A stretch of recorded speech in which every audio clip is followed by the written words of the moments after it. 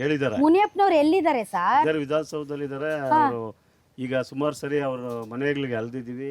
ಈಗ ಕೊನೆಯ ಗಳಿಗೆಯಲ್ಲಿ ನಮ್ಮ ರೈತರ ಒಂದು ಒಗ್ಗಟ್ಟನ್ನ ಮುರಿಯೋದಕ್ಕೆ ಕೆಲವು ಗ್ರಾಮಗಳನ್ನ ಬಿಡ್ತೀವಿ ಅಂತೇಳಿ ಎಂ ಬಿ ಪಾಟೀಲ್ ಅವರು ಸೇರಿ ಮೂರಹಳ್ಳಿನ ಒಂದು ಘೋಷಣೆಯನ್ನು ಮಾಡಿದರು.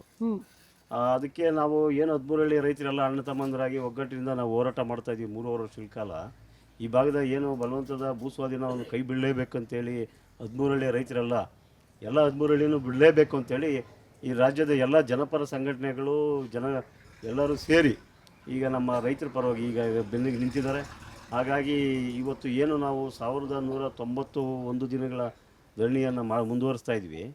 ಕಳೆದ 25ನೇ ತಾರೀಕು ಮತ್ತು ದೇವನಹಳ್ಳಿ ಚಲೋ ಕಾರ್ಯಕ್ರಮದಲ್ಲಿ ನಿಮಗೆ ಈಗಾಗಲೇ ಗೊತ್ತಿದೆ.